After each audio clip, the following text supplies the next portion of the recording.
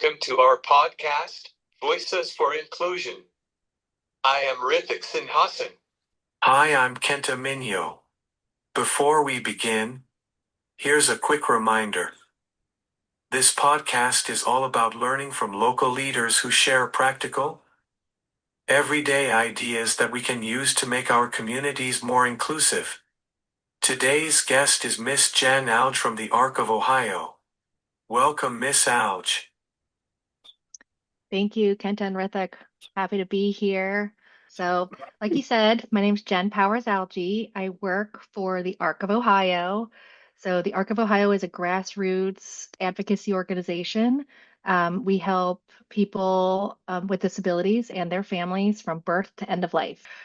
We work with local government, local boards, the schools, our state house, and even up to the federal government if you need any support, anything we can do to help people with disabilities thrive. My job is really about helping families in need individually, but also I am the director of policy now at the Arc of Ohio. So I also am trying to help system-wide issues. I like to meet families. I like to meet people where they are.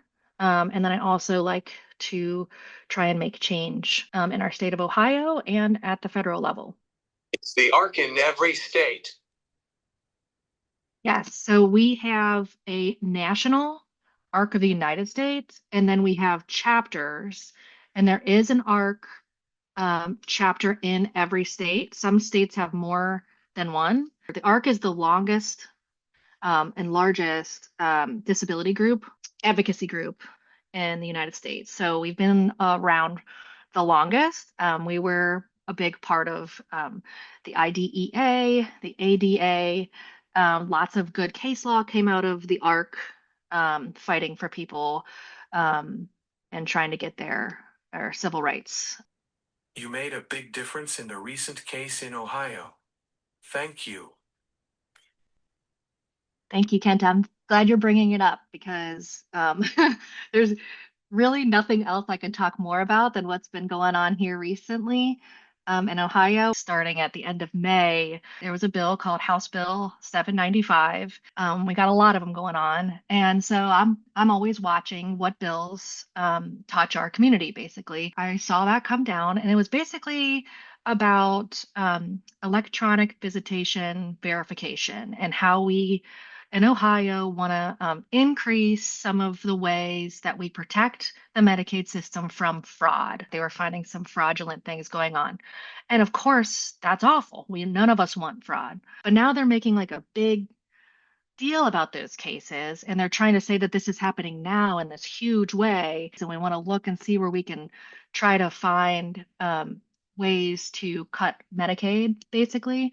And really, it's all about there's a lot of cuts to Medicaid coming, and they kind of need to find a fall guy to it. And so that's where this House Bill 795 came in. It was a bad bill to start with. The Arc of Ohio opposed it. But the day that I showed up to oppose the bill, on my drive up, they introduced a sub bill, and that sub bill was 177 pages long and very, very different from the original bill. And it tried to eliminate family caregivers in the Medicaid system. So that's when things really amped up. I hope lawmakers understand how scary it was for people with disabilities. Yeah, Kenta, you could feel the fear in that room. Sat there thinking about what I was going to say, and everyone before me, most of the people before me had a disability.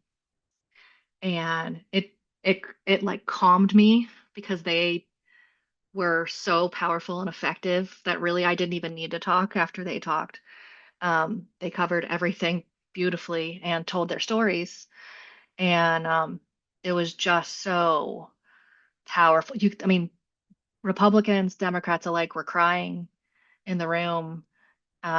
People were very moved. The two lawmakers who changed the bill left, walked out of the room. Those are the guys who put that sub bill in. So they didn't even stay to hear from people, which was quite infuriating. And it's a trauma for a lot of people just to get up and talk about what Medicaid does for them, what would happen without Medicaid, what would happen without their family caregiver, and to make people come and beg for their family caregivers is just a real low point in Ohio. Investigate without tarring everyone with the same brush. 100%. Why would we say, oh, there's fraud? It has to be all over the system and it has to be all family caregivers. And that's just not true. They didn't bring forth any evidence of fraud. They didn't bring any evidence of a family caregiver situation, not one thing. Give us the data. What are you seeing? What is the Attorney General seeing? The only evidence they brought forth was in agencies and in the home care division, like departments. Yeah. Painting with a broad brush never works. What are some important issues that affect people with disabilities currently? How can they make their voices heard? Medicaid's the big one that we're always worried about, that we're always watching because Medicaid is basically the lifeline, the beating heart of our system, because we want to make sure that people with disabilities can live, work, play in our communities. You know, what the history of institutionalization was and how we treated people with disabilities from the Olmstead decision in 1999. And it was just very clear people with disabilities should not be discriminated against. And that discrimination is basically equal to people being institutionalized against their will. Such a landmark case, probably the number one case for our community in home and community-based care, meaning waivers, closing institutions that weren't good, get people back in their homes and communities. This is what family caregivers being paid is about.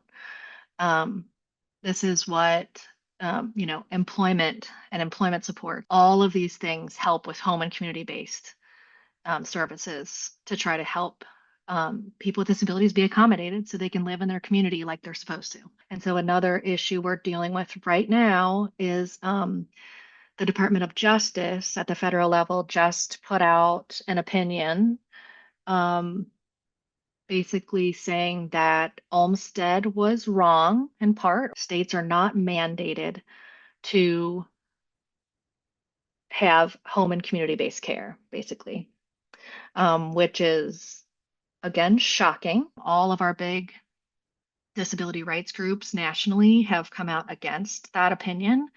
There will be a lot to say about it, so keep your eyes and ears peeled on what places like, our CILs, our centers of independence, have to say, what some really big, people with disabilities who are advocates in our spaces have to say about it. And then one more thing that we're kind of fighting right now is, again, on the federal level, is our public education.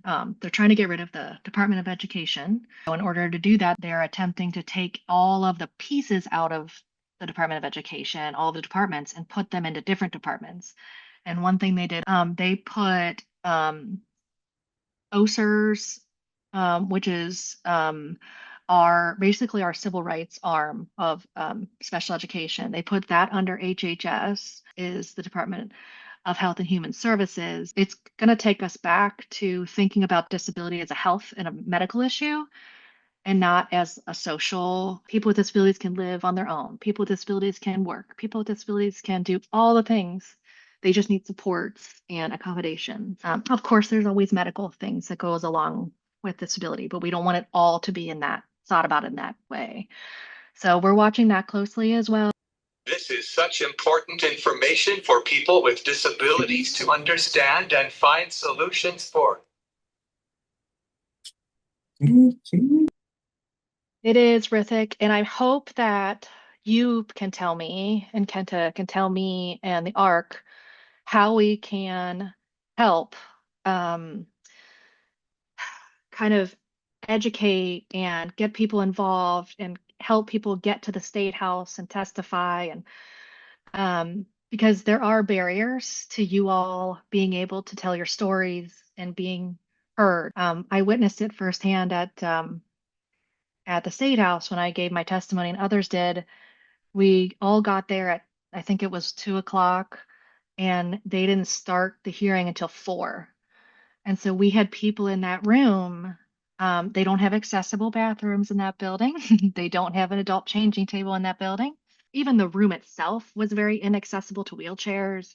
We had to like carry other chairs out and move things around. I think we need to come tougher as a disability community more than ever now.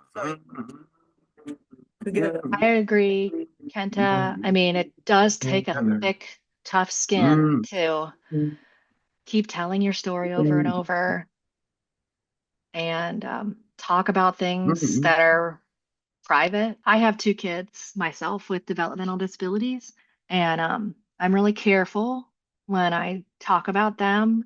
And I don't ever want to um, talk about them as anything but like the amazing people they are. But in order to save services through Medicaid, we have to tell them all the time all of the hard things, all the things they can't do, all of the help they need, all of the assistance they need in all parts of life. And that's hard to do um, as a mom. So I can't imagine what it's like having a disability and talking about your most private needs and trying to get them to save those needs for you. These people at the state house or these people up at the federal government who've probably never cared for someone and don't have a disability themselves, they don't hear it, they'll never learn. They'll never understand. These aren't people that are like, I should read a book by a disability advocate. They are so overwhelmed with what they're trying to do in their job, with so many different issues. I mean, some of these people are on 5 or 6 different committees. If we don't teach them and tell them what life is like, they'll never know and they'll never ask. We do have to have conversations with leaders who make decisions for us, tough conversations. I think it would be really important for you to meet your legislator in person. You have to find out who your federal legislators are, who your state legislators are, who your attorney general is, who your secretary of state is. All of these people make a big difference in our life and they need to know our families. You can't talk about elections as a secretary of state and not know what the experience of voting is for a person with a disability or a person who cares for people with disabilities and cannot get there on election day or cannot access their polling station. So they have to meet us. They have to know us.